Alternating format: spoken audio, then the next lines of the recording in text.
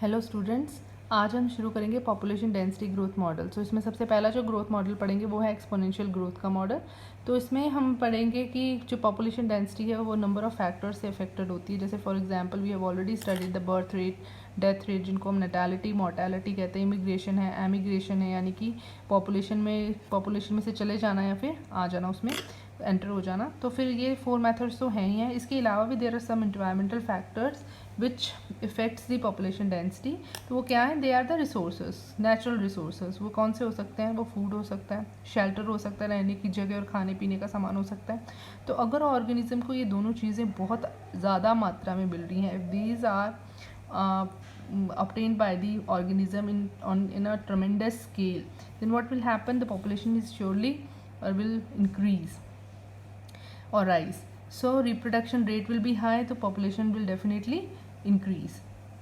So it also exceeds the carrying capacity. Carrying capacity is what? It is represented or denoted by K, and it is the capacity which can fulfill the requirement of all the individuals of the population, and above it exists the competition. यानी वो capacity जो सभी individuals population के हैं उनको अच्छे से जो न्यूट्रिशन है, रहने की जगह है, रिसोर्सेज हैं, सभी ऑब्टेन कर पा रहे हैं वो आराम से, and there is no competition. But अगर इसके ऊपर पॉपुलेशन इंक्रीज होएगी इस कैपेसिटी के, then they will have competition और फिर पॉपुलेशन डिक्रीज होना शुरू होगी। पर एक्सपोनेंशियल ग्रोथ में क्या कहा गया है कि जो रिसोर्सेज हैं दे आर अनलिमिटेड, मतलब बहुत ज़्यादा नंबर में है। बहुत ज़्यादा नंबर में होने के कारण से क्या हो जाता है कि उनमें कंपटीशन आ ही नहीं पाता, क्योंकि उनको सबको रिसोर्सेज मिल रहे हैं। फॉर एग्जांपल जैसे आप नीट की तैयारी कर रहे हो और आपकी सीट्स हैं, एस्पिरेंट्स हैं अबाउट 1500, सीट्स भी 1500, there will be no competition, सबको आसानी से सीट मिल जाएगी। पर अगर सीट्स हैं सिर्फ 200 और एस्पिरेंट्स हैं 1500, तो there will be competition. So here as is the first case where there is no competition, so all are surviving in this case. Or the population density, you can see it increases rapidly on a tremendous scale over here. So here I have drawn a J-shaped curve. So this is a J-shaped curve, you can see, and this line denotes the time, and this is the population density, and I have mentioned the carrying capacity over here. Now if you plot the graph, then the formula or mathematical expression which we can use for it is that B denotes the birth rate per capita, D denotes the death rate per capita. So increase in the population, if you want to see कि कितना increase हुआ है, decrease हुआ है, तो इन दोनों को minus कर देंगे तो वो क्या आ जाएगा? पॉपुलेशन डेंसिटी में कितना इंक्रीज और डिक्रीज हुआ है। और अगर हमने देखना हो कि एक टाइम पे कितना इंक्रीज हुआ है, यानी dn/dt, change in the population density at time t, तो हम कैसे करेंगे? dn/dt is equals to b minus D और इनिशियल पॉपुलेशन यानी n कितनी थी। और अगर हम इस b माइनस डी को, जो इंक्रीज़ भी हो सकता है अगर बर्थ रेट इंक्रीज़ हो रहे हैं, और डिक्रीज़ भी हो सकती है पॉपुलेशन डेंसिटी अगर डेथ रेट इंक्रीज़ हो रहे हैं, तो b माइनस डी को अगर हम r के साथ डिनोट करते हैं तो फॉर्मूला क्या हो जाएगा? dn/dt, और ये b माइनस डी की जगह हम r लिख सकते हैं n। तो ये r क्या है? This is the intrinsic rate of population growth which may be increasing और विच may be decreasing.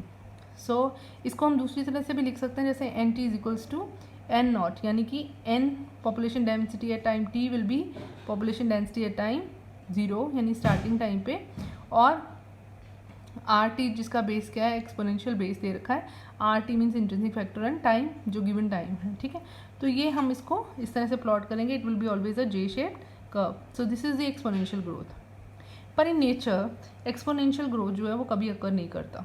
Reason is because resources are always limited और हमेशा कॉम्पिटिशन आएगा।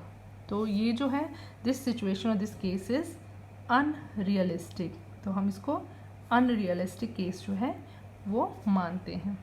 तो इसको ओवरकम करने के लिए इस प्रॉब्लम को we are having one more growth curve, that is the logistic growth curve.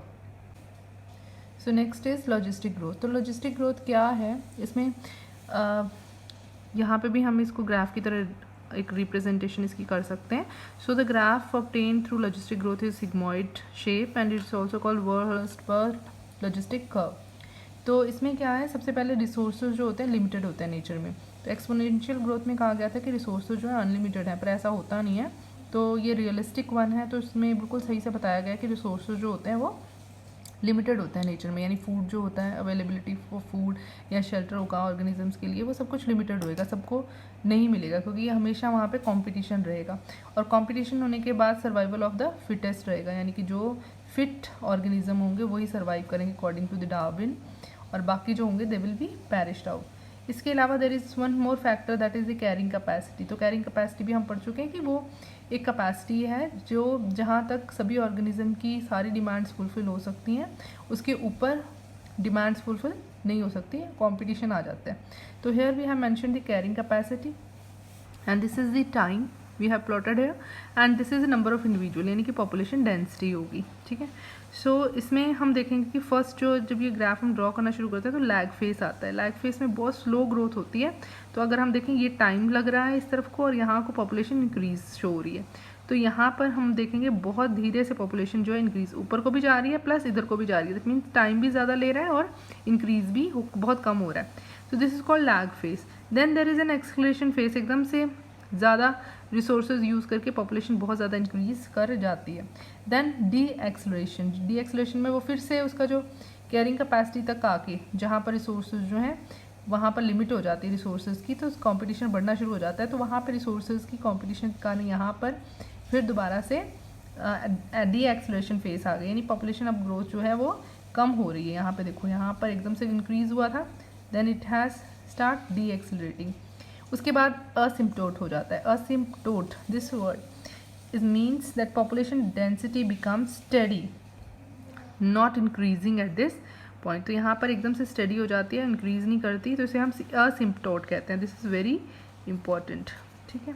तो दिस प्लेस इज कॉल्ड असिम्प्टोट। तो हम इसको प्लॉट कैसे कर सकते हैं, इसको हम लिखेंगे कैसे, इसकी इक्वेशन क्या बनेगी, D N upon D T is equals to R N upon K, R N into K minus N upon के।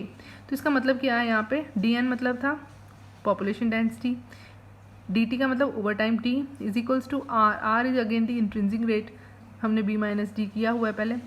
एन जो था वो क्या था, that was the population density starting में जो है, और माइनस के माइनस एन, अगेन दिस के इज द कैरिंग कैपेसिटी, सो के here denotes the carrying capacity. तो ये हमारा एक डेरिवेशन जो है ये बन जाता है जो शो करता है लॉजिस्टिक ग्रोथ कर्व को।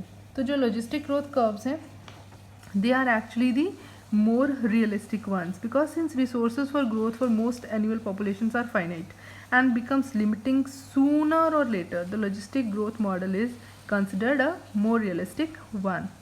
तो ये हमारा दोनों ग्रोथ मॉडल्स जो थे यहाँ पे ख़त्म हो जाते हैं। Hope you have understood.